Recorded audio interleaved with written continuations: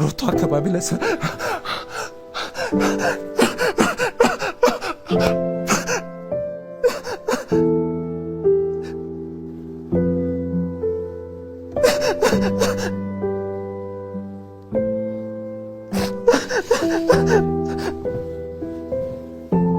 ሶሪ በጣም ሰላም እንደምን ቆያችሁ። መታመሜን ሰምታችሁ በጣም ብዙ ሰዎች እየተጨነቃችሁ ነው። መታመሜን የነገርኳችሁ እንድትጨነቁ ፈልጌ ሳይሆን እንድትጸልዩልኝ ስለሚፈልግ ነው። በርግጥ አዲስ ሚዲያ ኔትወርክ ጋር በነበረን ኢንተርቪው ቆይታ ጋዜጠኛው በድንገት ሲጠይቀኝ መታመሜን ነግራችኋለሁ። አሁንም ቢሆን ሁላችሁም በየእምነታችሁ እንድትጸልዩልኝ እፈልጋለሁ። ህመሙ የጀመረው አሁን አይደለም፣ ተላምደናል። ዛሬ 1 ዓመት ከ5 ወር አካባቢ የሚሆን ይመስለኛል። ያኔ ጎፋ በመሬት ናዳ ምክንያት ወገኖቻችን በሞቱ ጊዜ ለማገዝ እዛ ነበርኩኝ። እዛ ታመምኩ። ከዛ በኋላ ህመሙ በዛው ነው የቀጠለው። እስካሁን ባለው የህክምና ክትትል እያደረኩ ነው። ቀጣይ ያለው የህክምና ሁኔታ በቅርቡ ከሀገር ውጭ ሄጄ በቂ ህክምና አደርጋለሁ።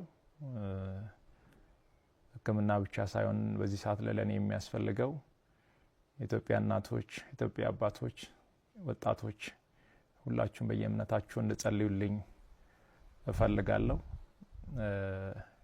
እኔ ወደ ህክምናው እስከሚሄድ ድረስ የታመሙ አልጋ ላይ ያሉ ወገኖችን እያሳከምን እንቆያለን። በመጨረሻም አንድ ማለት የሚፈልገው በዚህ ሰዓት ለኔ የሚያስፈልገኝ አንድ ነገር ብቻ ነው። አሁን ከሚነግራችሁ ነገር ውጪ ለኔ ምንም ነገር አያስፈልገኝም። ሁላችሁም በየእምነታችሁ ጸልዩልኝ። ጸሎትና ጸሎት ብቻ ነው የሚያስፈልገኝ። ከዛ በተረፈው እግዚአብሔር ሁሉን ይችላል።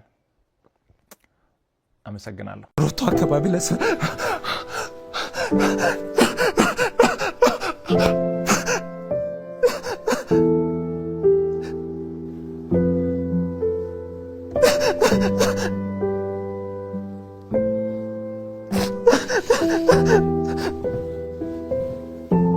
ሶሪ በጣም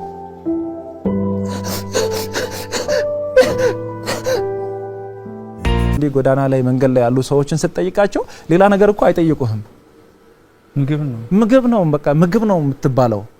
እና ተርባ አንተን አብልታ አንተን አጠጥታ አንተን አቅፋ አንተን ይሄን ደረጃ አድርሳ አሳድጋ እናት ተራብኩ ስትል የሚሰማህ ያለ ስሜት ደግሞ እጅጉን በጣም ይከብዳል። እኔ በጣም ብዙ ሰዓት ላይ የሚያዝንባቸው ብዙ ነገሮች አሉ። በጣም ውስጥ የሚሰበረው እናት ቁጭ ብላ ስትለምን ኦኬ እሺ ቁጭ ብላ ትለምን፣ ያው የሚያስፈልጋትን ነገር ከሰዎች ትጠይቅ። አንዳንዴ ቁጭ ካሉበት ቦታ ምንም ነገር ሳያገኙ ሲቀሩ ይነሱና ምግብ ቤቶች ላይ ይለምናሉ። ምግብ ቤት በር ቆመው ይጠይቃሉ። ምግብ ይጠይቃሉ ያሉ በእናት ተመላሽ በስመ አብ ወልድ በጣም ነው የሚከብደው። እና እናት ምግብ ቤት በር ላይ አንኳኩታ ቡሌ ስትጠይቅ ምግቡ ላይኖር ይችላል። የሚሰጣቸው ምላሽ ደግሞ እጅጉን በጣም ያሳዝናቸዋል፣ ልብ ይሰብራሉ በጣም። ከዚህም የተነሳ እኔ አሁን አንዳንድ ጊዜ እናቶችን ከጎዳና ላይ አንስቼ ሆቴል ይዣቸው ሲገባ ይሄ ሆቴል ለኛ እኮ አይፈቀድም ይከለከላል ማለት እንዴ ምግብ ቤት ይዛቸው ስትገባ አህም ነው አይቀበሉኝም እኔን